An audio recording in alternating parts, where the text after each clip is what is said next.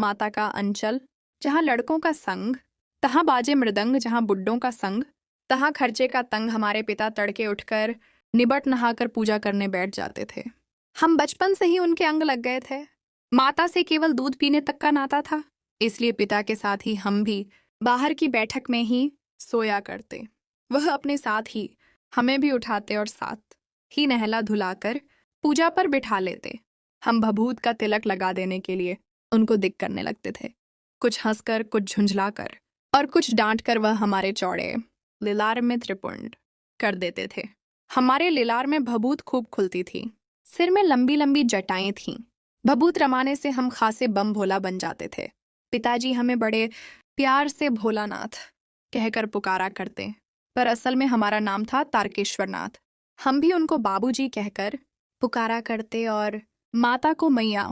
जब बाबूजी रामायण का पाठ करते तब हम उनके बगल में बैठे बैठे आईने में अपना मुंह निहारा करते थे।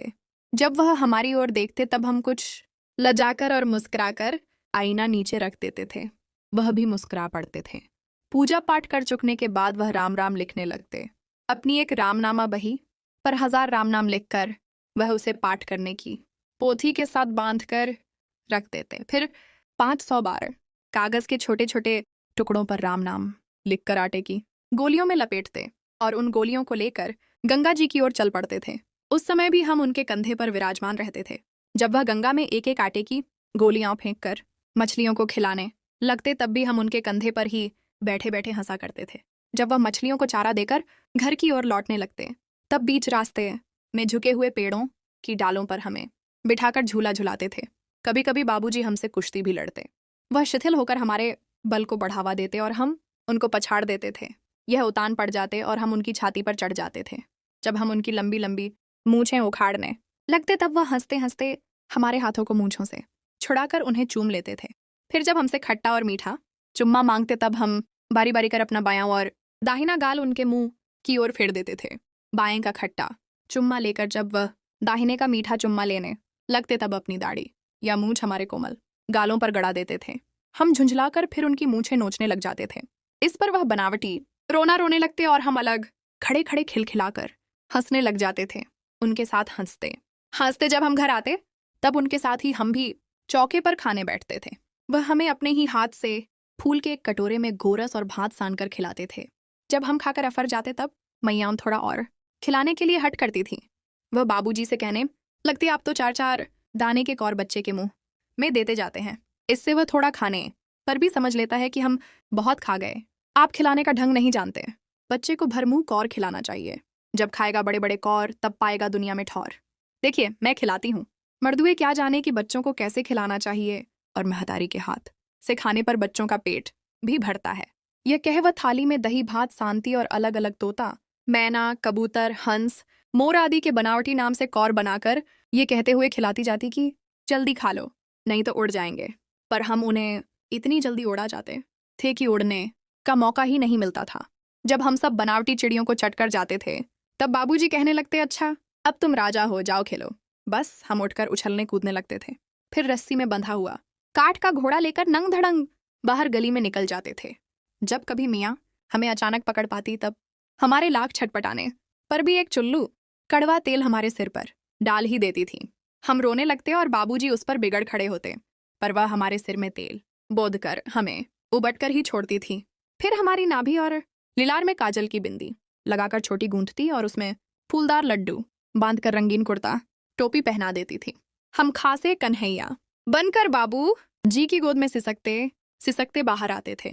बाहर आते ही हमारी बाट जोहने वाला बालकों का एक झुंड मिल जाता था। हम उन खेल के साथियों को देखते ही सिसक न भूलकर बाबूजी की गोद से उतर पड़ते और अपने हमजोलियों के दल में मिलकर तमाशे करने लग जाते थे। तमाशे भी ऐसे वैसे नहीं, तरह तरह के नाटक। चबूतरे का एक कोना ही नाटक घर बनता था। बाबूजी जिस छोटी चौकी पर बैठकर नहाते थे वही रंगमंच बनती। उसी पर सरकंडे के खंभों पर कागज का चंदुआ तान कर मिठाइयों की दुकान लगाई जाती।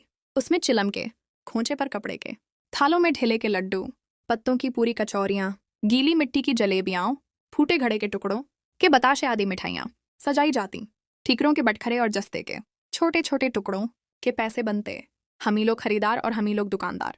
बाबूजी भी 2-4 गोरखपुरी पैसे खरीद लेते थे। थोड़ी देर में मिठाई की दुकान बढ़ाकर हम लोग घरौंदा बनाते थे। धूल की मेड़ दीवार बनती और तिनकों का छप्पर, दातून के खंभे, दियासलाई की पेटियों के किवाड़, घड़े के मुंहड़े की चूल्हा चक्की, दिए की कड़ाही और बाबूजी की पूजा वाली आचमनी कलछी बनती थी। पानी के घी, धूल के पिसान और बालू की चीनी से हम लोग ज्योनार तैयार करते थे। हम ही लोग ज्योनार करते और हम ही लोगों की ज्योनार बैठती थी। जब पंगत बैठ जाती थी तब बाबूजी भी धीरे से आकर पात के अंत में जीमने के लिए बैठ जाते थे। उनको बैठते देखते ही हम लोग हंसकर और घरौंदा बिगाड़कर भाग चलते थे। वह भी हंसते हंसते लौटपोट हो जाते और कहने लगते फिर कब भोज होगा भोलानाथ। कभी कभी हम लोग बारात का भी जुलूस निकालते थे। कनस्तर का तंबूरा बजता, अमोले को घिसकर शहनाई बजाई जाती, टूटी चूहेदानी की पालकी बनती।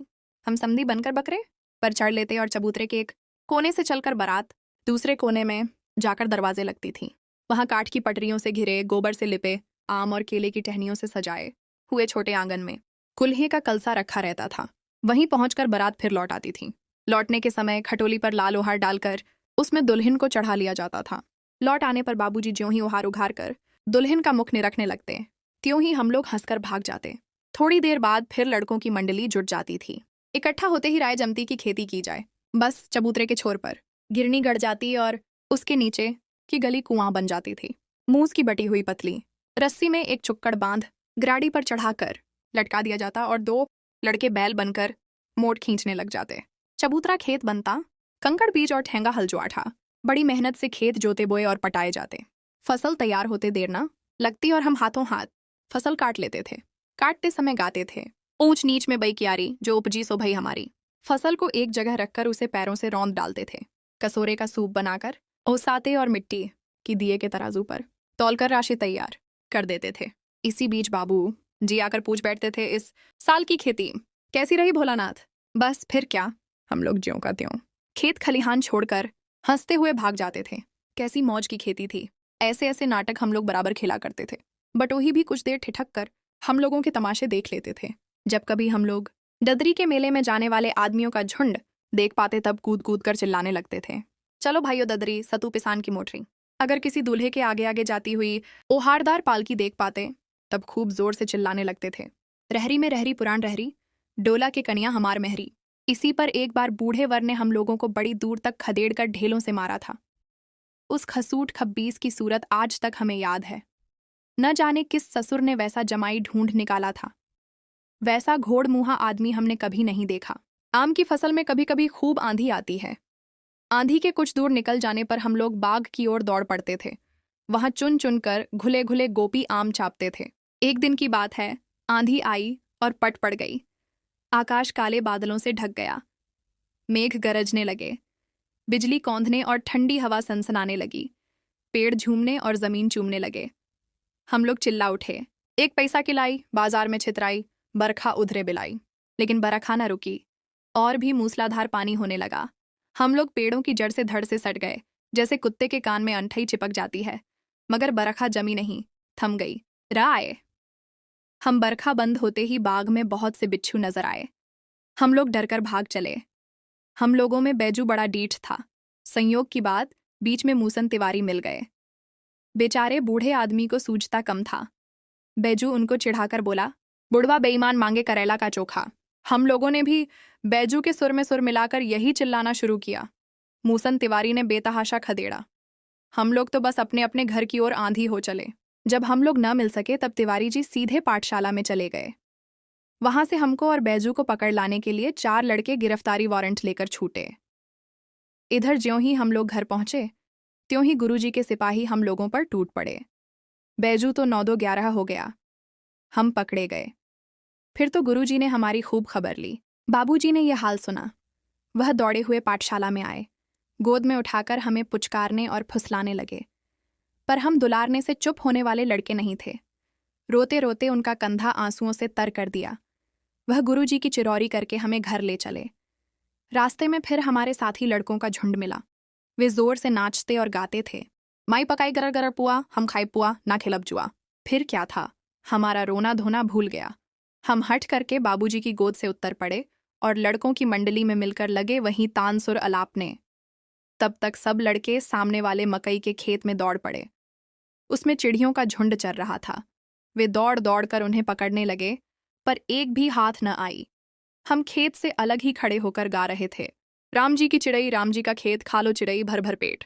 हमसे कुछ दूर बाबूजी और हमारे गांव के कई आदमी खड़े होकर तमाशा देख रहे थे और यही कहकर हंसते थे कि चिड़िया की जान जाए, लड़कों का खिलौना। सचमुच लड़के और बंदर पराई पीर नहीं समझते। एक टीले पर जाकर हम लोग चूहों के बिल से पानी उलीचने लगे। नीचे से ऊपर पानी फेंकना था। हम सब थक गए। तब तक गणेश जी के चूहे की रक्षा के लिए शिव जी का सांप निकल आया। रोते चिल्लाते हम लोग बेतहाशा भाग चले। कोई औंधा गिरा, कोई अंटा चिट, किसी का सिर फूटा, किसी के दांत टूटे, सभी गिरते पड़ते भागे। हमारी सारी देह लहूलुहान हो गई, पैरों के तलवे कांटों से छलनी हो गए। हम एक सुर से दौड़े हुए आए और घर में घुस गए।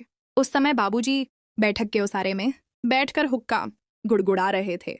उन्होंने हमें बहुत पुकारा, पर उनकी अनसुनी करके हम दौड़ते हुए मियाँ के पास ही चले गए। जाकर उसी की गोद में शरण ली। मैयाम चावल अमनिया कर रही थी। हम उसी के आंचल में छिप गए, हमें डर से कांपते देखकर वह जोर से रो पड़ी और सब काम छोड़ बैठी। अधीर होकर हमारे भय का कारण पूछने लगी। कभी हमें अंग भरकर दबाती और कभी हमारे अंगों को अपने आंचल से पहुंचकर हमें चूम लेती। बड़े संकट में पड़ गई।